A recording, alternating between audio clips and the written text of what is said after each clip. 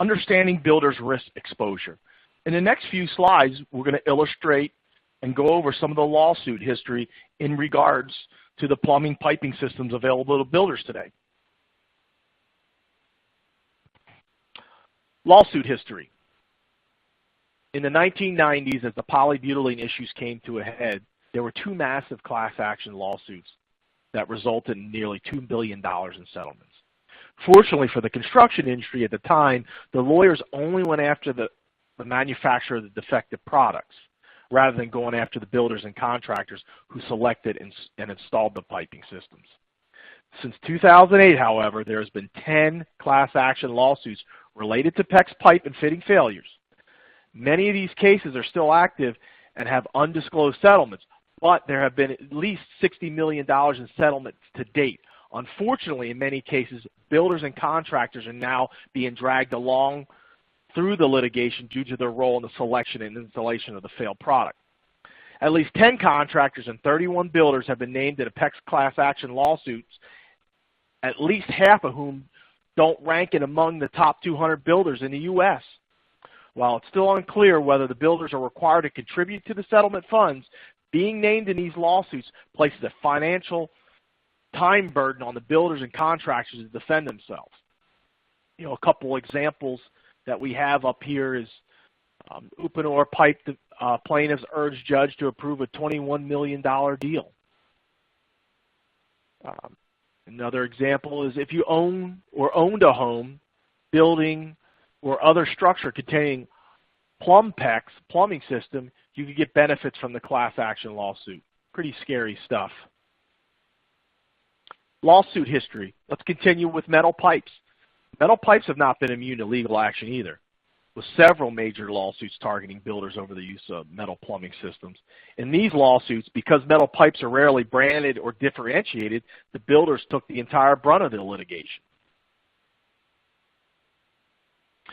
Despite having been in the market for nearly 60 years with over 10 billion feet of pipe installed, there has never been a class action lawsuit involving FlowGuard Gold CPVC plumbing systems.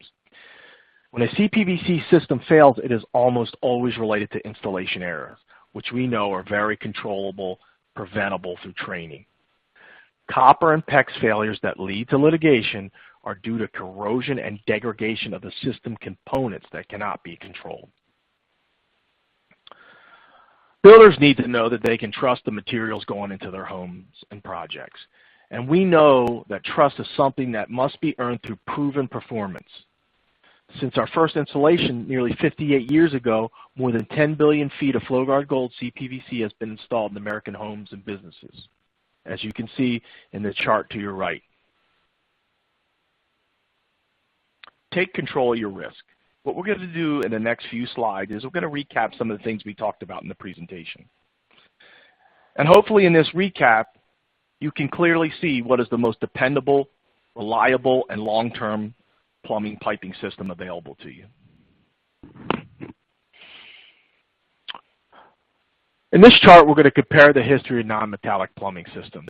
This is a pretty busy chart, a lot going on here, but I believe that this chart really illustrates the story we've been telling throughout this whole presentation. And we're going to kind of hit some highlights on this chart. So when you look over to the left, you look at the first item, which is first produced. CPVC 1969 in the United States. PEX 1971 Europe, and polybutylene 1966 Europe. We learned earlier in the presentation that PEX and polybutylene were very European-focused products due to the water conditions in Europe. Primary value proposition: will not corrode, pit, or scale or degrade due to water. Primary value proposition: PEX, flexible, freeze-resistant mechanical insert fittings. Same with polybutylene. First ASTM standard for plumbing systems, 1968 for FlowGuard Gold CPVC, PEX 1984, and polybutylene 1974. Okay, here we go. Number of ASTM standards for pipe and fittings: FlowGuard Gold CPVC 1, PEX 11, we talked about the multitude of PEX systems out there and the different types of joining methods. Polybutylene 6. First U.S. model code approval. CPVC, FlowGuard Gold, 1974. PEX, 1993. And polybutylene, 1974. Okay, first class action lawsuit. CPVC, FlowGuard Gold, never.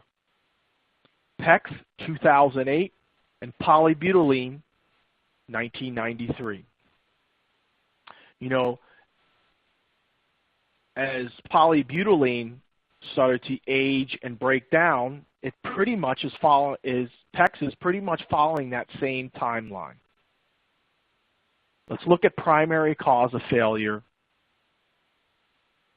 CPVC, installation error. Is that controllable? Absolutely, through training and education. PEX, degradation due to contact with water. So the primary cause of failure is the actual water that's running through the plumbing system that it's designed for. Same with polybutylene. So if you have a piping system that is not designed or it's allergic to the water running through it, how can that be reliable? Total class action lawsuits. FlowGuard Gold, 0. PEX, 10. And polybutylene, 3. Number of builders named in class action lawsuits. FlowGuard Gold, 0. PEX, 31 builders named in class action lawsuits. And polybutylene, 0. As we kind of reverse back to a few slides ago, we talked about that the polybutylene litigation was not focused on installers and builders. It was focused on the manufacturer. Well, PEX, the class action lawsuits are very builder and installer focused as far as the litigation goes. And lastly, removed from the U.S. Plumbing Code. FlowGuard Gold, no. PEX, no. And polybutylene, 1995. So once again, I think this chart really illustrates the long-term performance and the mechanisms of failure for these 3 plumbing systems. And I think you probably have to agree, when you look at primary cause of failure, if it's the water running through it, there's a serious problem with that system.